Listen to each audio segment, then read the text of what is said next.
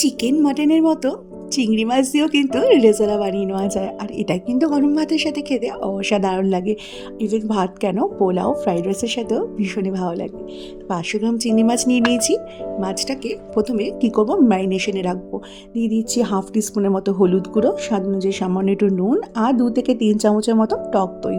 এবার যেটা করবো, দিয়ে দেবো এখানে গোলমরিচের গুঁড়ো 1 চামচের মতো, আর দেবো এখানে আদা রসুনের বাটা 1 চামচের মতো দিয়ে এবার এই সমস্ত মশলা উপকরণগুলো দিয়ে আলতোভাবে চিংড়ি মাছগুলোকে মাখাবো। একটু সাবধানের সহিত মাখাতে হবে, নাহলে মাথাগুলো লেজগুলো ভেঙে যেতে পারে, খুলে আসতে পারে।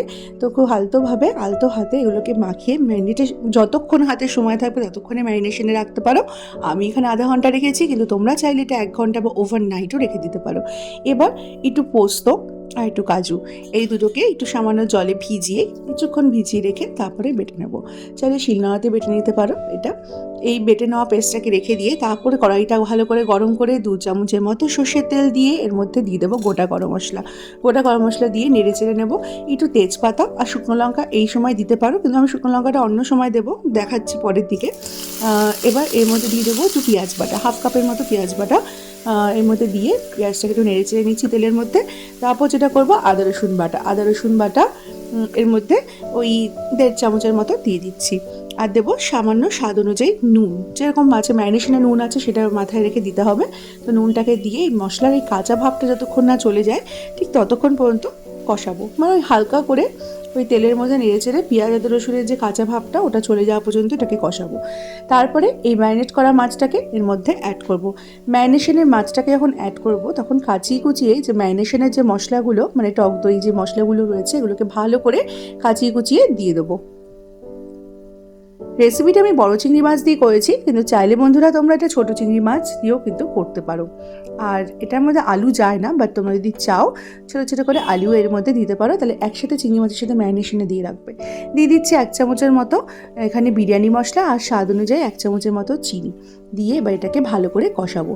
তো আলুর ক্ষেত্রে কি করবে বলো তো, ম্যারিনেশনের সময় ছোটো ছোটো ডুমডুম করে আলুটাকে চিংড়ি মাছের সাথে দিয়ে একবারে ম্যারিনেট করে এই যে স্টেজে চিংড়ি মাছটা দিচ্ছি এর সাথে আলুটাও একবারে দিয়ে দেবে।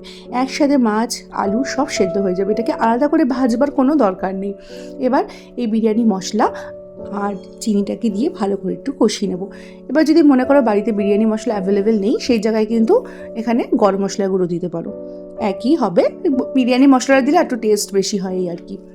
এবার এটাকে ভালো করে মিশিয়ে নেওয়ার পরে লো টু মিডিয়াম ফ্লেমে এটাকে এটাকে কুকিং প্রসেসটা কিন্তু লো টু মিডিয়াম ফ্লেমে হবে। খুব হাই ফ্লেমে দিলে তলায় লেগে যেতে পারে, তো লো টু মিডিয়াম ফ্লেমে দেবে।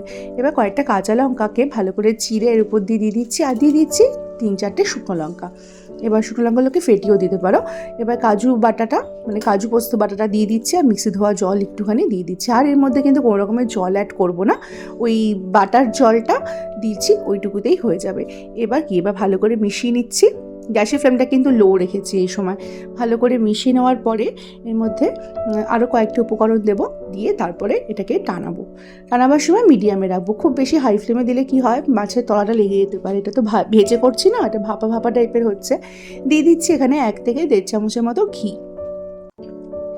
এবার দিয়ে দেবো এখানে 1 চামচের মতো গোলাপ জল, আর দেবো 1 চামচের মতো কেওড়া জল, আর যেটা দেবো এখানে 2-3 ফোঁটার মতো মিঠা আতর। চাইলে মিঠা আতরটা স্কিপ করতে পারো। এবার এটাকে ভালো করে মিশিয়ে নিয়ে এবার যেটা করবো, এটাকে টানাবো। এই যে এতখানি ঝোল একটা গ্রেভি হয়েছে সেটাকে একটু টানিয়ে ঠিক একটা গ্রেভি করে নেবো। ভালো করে টানিয়ে লো টু মিডিয়াম ফ্লেমে এটাকে ঠিক একটা গ্রেভি করে তারপরে গরম গরম পরিবেশনের পালা। রেসিপিটি ভীষণই সহজ। আর হ্যাঁ, বিরিয়ানি মশলাটা যদি তোমরা পারো তাহলে এর মধ্যে দিও, তাহলে দিলে কিন্তু খুব সুন্দর একটা টেস্ট আসে। আর যদি না থাকে তাহলে গরম মশলা গুঁড়ো অপশন, কোনো ব্যাপার না, যে কোনো একটা হলেও দিও। এবার এটাকে গরম গরম পরিবেশন করো। রেসিপিটি ভীষণ সহজ, যে কেউ বানিয়ে নিতে পারবে। আর বিশ্বাস করো, ভাত পোলাও সব কিছু দিয়ে ভালো লাগে। একবার ট্রাই করো, করে কমেন্টে জানিও কীরকম লাগলো। আজকের মতো এই পর্যন্ত, টাটা।